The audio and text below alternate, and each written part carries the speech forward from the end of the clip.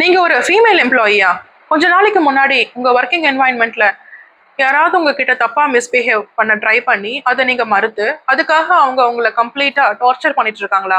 அதுக்காக உங்களுக்கு ஒரு மென்டல் ஸ்ட்ரெஸ் கிரியேட் ஆகுதா? ஒரு எமோஷனல் ட்ராமா கிரியேட் ஆகுதா? ரொம்ப பயமா இருக்கா? இதை நான் யார்கிட்ட போய் சொல்லுவேன்? இப்போ யாராவது என்ன நம்புவாங்களா? ஏன் முன்னாடி இதை சொல்லலை அப்படின்னு கேள்வி கேட்பாங்களா அப்படின்ற பயம் உங்களுக்குள்ள இருக்கா? லீகலா எனக்கு ஏதாவது ரெமெடி இருக்கா அப்படின்னு நீங்க கேள்வி கேட்டுட்டு இருக்கீங்கன்னா, கண்டிப்பா லீகலா இதுக்கான ரெமெடிஸ் நிறையவே இருக்கு. ஃபர்ஸ்ட் ரெமெடியா சொல்லணும்னா உங்க ஆஃபீஸ்லயே இருக்கு. உங்க ஆஃபீஸ்ல கண்டிப்பாக ஒரு இன்டர்னல் கம்ப்ளைண்ட்ஸ் கமிட்டி, அதாவது ஐசிசி கண்டிப்பாக இருக்கும். இந்த கமிட்டி வந்து அண்டர் போஷ் ஆக்ட் 2013. போஷ் ஆக்ட்னா என்னதுன்னா sexual harassment of women prevention prohibition and redressal act of 2013. இதன் கீழே எல்லா ஆஃபீஸ்லயுமே ஒரு ஐசிசி கமிட்டி கண்டிப்பாக இருக்கணும். இந்த ஐசிசி கமிட்டியை வந்து ஹெட் பண்றது யாருன்னா ஒரு சீனியர் விமன் அத்தாரிட்டி.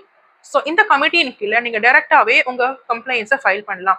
ஏன் இவ்வளோ லேட்டா வந்து சொல்றீங்க, இமிடியேட்டா ஏன் சொல்லலை அப்படின்ற கேள்விலாம் கேட்டு என்னோட கம்ப்ளைண்ட்டை இன்வாலிடேட் பண்ணுவாங்க அப்படின்ற பயம் உங்களுக்கு கண்டிப்பா தேவை கிடையாது.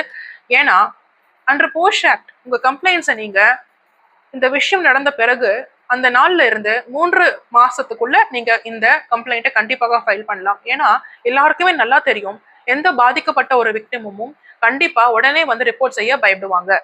ஸோ அவங்களுக்கு ஒரு டைம் ரிலாக்ஸேஷன் ரொம்ப தேவை. ஸோ எல்லா கம்ப்ளைண்ட்ஸுமே கொஞ்சம் லேட்டாக தான் வந்து சேருது. ஸோ இந்த மாதிரி கிரவுண்ட்ஸ்ல உங்களை சந்தேகப்பட்டு உங்க கம்ப்ளைண்ட்ஸை கண்டிப்பாக இன்வாலிடேட் செய்ய மாட்டாங்க.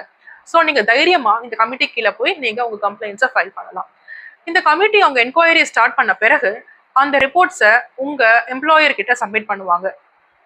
ஸோ உங்களுக்கு உங்க எம்ப்ளாயர் மேல நம்பிக்கை இல்லை, அவங்க பயாஸ்டா இருப்பாங்க அப்படின்னு நினைச்சீங்கன்னா நீங்க டைரக்டாவே எல்சிசி கீழே போய் உங்க கம்ப்ளைண்ட்ஸை ஃபைல் பண்ணலாம். எல்சிசினா என்னதுன்னா லோக்கல் கம்ப்ளைண்ட்ஸ் கமிட்டி. இது உங்க ஆஃபீஸ்க்குள்ள இருக்காது, இது ஆஃபீஸ்க்கு வெளியே இருக்கக்கூடிய ஒரு கமிட்டி இந்த அவுட் சைட் வேர்ல்டு. ஸோ இந்த கமிட்டியின் கீழே நீங்க டைரக்டாவே உங்க கம்ப்ளைண்ட்ஸை ஃபைல் பண்ணலாம். இந்த கமிட்டியும் போஷ் ஆக்டின் கீழே தான் உருவாக்க செய்யப்பட்டிருக்கு.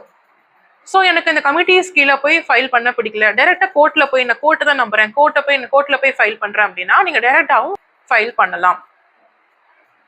ஸோ என்ன லீகல் ஆக்ஷன்ஸ் எடுப்பாங்க அண்டர் போஷ் ஆக்ட் அப்படின்னா டெர்மினேஷன் ஆஃப் தி எம்ப்ளாயி, சீரியஸ்னஸை பொறுத்த டெர்மினேஷன் ஆஃப் தி எம்ப்ளாயி, இல்ல ப்ரமோஷனை கட் பண்றது, ரிட்டர்ன் அப்பாலஜி லெட்டர் கேட்கறது, விக்டியம்க்கு கண்டிப்பாக பாதிக்கப்பட்ட விக்டியம்க்கு காம்பன்சேஷன் பே பண்றது, இந்த மாதிரியான லீகல் ஆக்ஷன்ஸ்லாம் போஷ் ஆக்டின் கீழே கொடுக்கப்பட்டிருக்கு.